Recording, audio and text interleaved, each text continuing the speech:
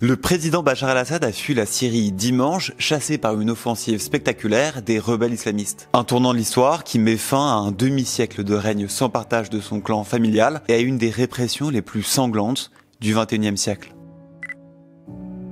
Bachar el-Assad a dirigé d'une main de fer la Syrie pendant 24 ans, dont près de 14 ans de guerre. Il prend la tête du pays à la suite de la mort de son père, le 10 juin 2000. Il a alors 34 ans et fait naître l'espoir chez les dirigeants occidentaux. Il a vécu à Londres, c'est un féru de nouvelles technologies, il contraste fortement avec l'image de son père, qui avait mené une féroce répression, notamment contre les frères musulmans. Mais l'espoir est de très courte durée. En 2005, il est accusé par les États-Unis et la France d'avoir commandité l'assassinat de l'ancien Premier ministre libanais, Rafik Hariri. Il ne coupera donc pas avec la façon de gouverner de son père. Replié sur la minorité alaouite dont ils sont issus, une branche du chiisme longtemps discriminée par la majorité sunnite, les Assad ont développé un exercice du pouvoir fondé sur l'usage absolu de la force. En 2011, son régime fait face à une vague de contestation populaire sans précédent qui s'inscrit dans le printemps arabe.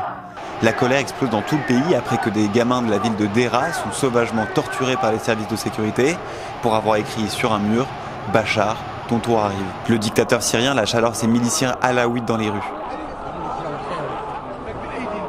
Un an plus tard, la répression a déjà fait 40 000 morts, la rébellion se militarise, le pays bascule dans la guerre civile. Le dictateur va gagner son surnom pendant cette période, le boucher de Damas. Largage de barils d'explosifs, utilisation répétée de gaz sarin sur des civils, frappe systématique sur le système de santé des villes insurgées, il ne reculera devant rien pour garder le pouvoir.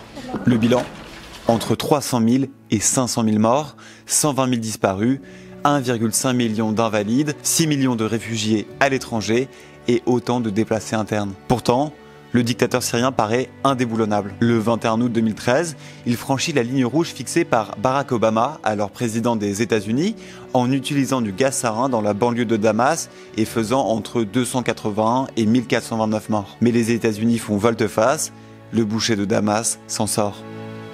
En 2015, l'assise du dictateur est encore plus précaire.